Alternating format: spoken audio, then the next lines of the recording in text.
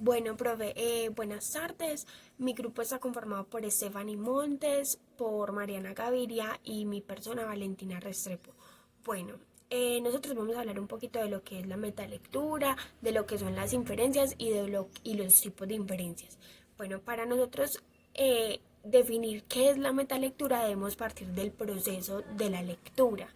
La lectura nos hace referencia al saber leer y esto nos implica una actividad compleja que requiere conocimientos y digamos una comprensión del proceso lector o de un texto pues que tengamos en específico. Bueno,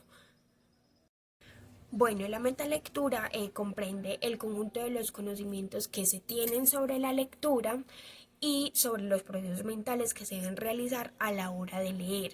¿Qué se debe hacer para leer un texto? ¿Para qué leemos un texto? ¿Qué exige leer bien? ¿Qué afecta positivo o negativamente a un texto en específico? O a los procesos lectores y cómo los podemos controlar. Ahora vamos a hablar un poquito también como de qué es una inferencia, para qué nos sirve una inferencia y los tipos de inferencias que son 5, pero yo voy a explicar el primero. Bueno, las inferencias nos ayudan a reconstruir el texto para identificar sus intenciones y sus razones de uso del lenguaje, además de identificar también las capacidades que tiene el autor para hablar directamente de algo, para mostrarnos algo sabiendo que nosotros lo tenemos en cuenta porque ya lo hemos leído anteriormente. Bueno, vamos a hablar entonces de las inferencias tipo 1. Las inferencias tipo 1.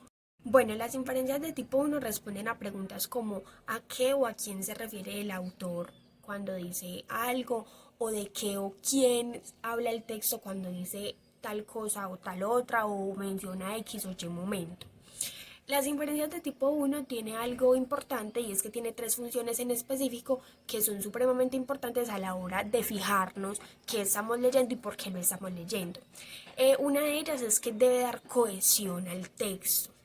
Debe relacionar las referencias y los referentes que el texto brinda. La segunda es que debe solucionar ambigüedades y la tercera es que debe conjetuar el significado de palabras y expresiones desconocidas. Es decir, si el lector en algún momento de la historia encuentra una palabra que es desconocida para él, él puede darle solución o darle significado a partir de lo que anteriormente haya leído o lo que posteriormente el texto le puede brindar.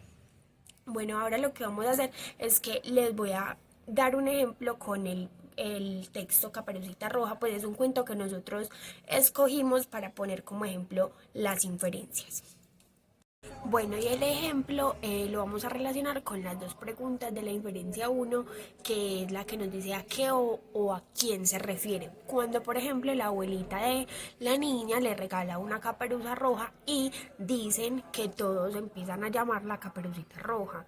Ese todo se refiere a las personas del pueblo, se refiere a su mamá y a todas las personas pues que conocían de ella. Otra parte del cuento habla de que la abuelita un día se enferma y la mamá de Caperucita le pide que le lleve una torta y un tarro de mantequilla a ella. Cuando dice que a ella responde a la pregunta de quién habla o el texto que dice pues habla de quién. Está hablando específicamente de la persona que se enfermó, es decir, de la abuelita. Bueno, como mi compañera Valentina explicó el tipo de inferencia 1, yo procederé a explicar el tipo de inferencia 2 y 3.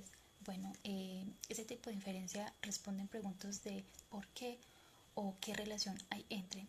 Su función es darle una coherencia al texto estableciendo relaciones de causa y efecto. Yo voy a hacer un ejemplo que lo escribí aquí basándome en el libro de Caperucita Roja.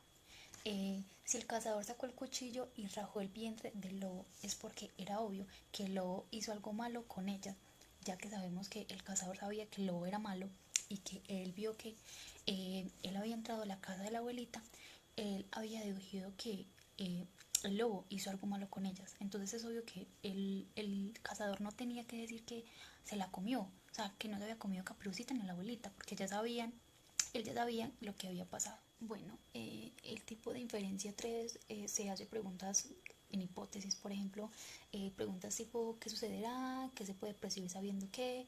Eh, mm, la función principal de esta inferencia es hacer una hipótesis basándose en los acontecimientos antes pasados.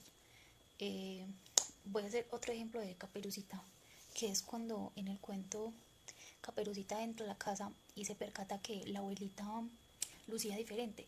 Entonces ella comenzó a hacerle algunas preguntas, como qué ojos tan grandes tienes, y el lobo respondía son para verte mejor. Pero la última es un tipo de inferencia 3 porque Caperucita le dice, abuela, pero qué dientes tan grandes tienes. Ahí supimos que el lobo procedería a comerse a Caperucita.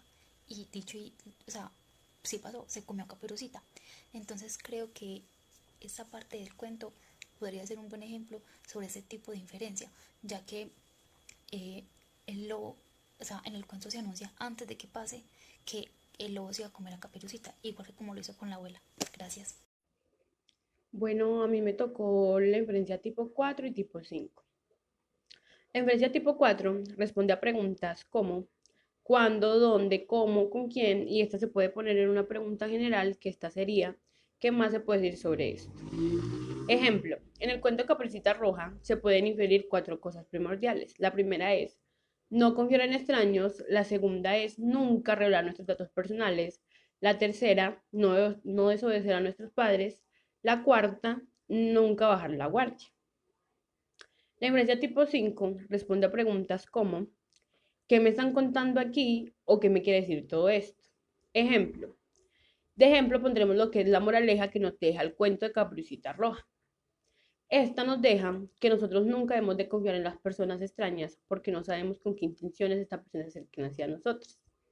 Y bueno, pues así terminamos con la explicación de lo que es la metalectura y sus 5 tipos de inferencias.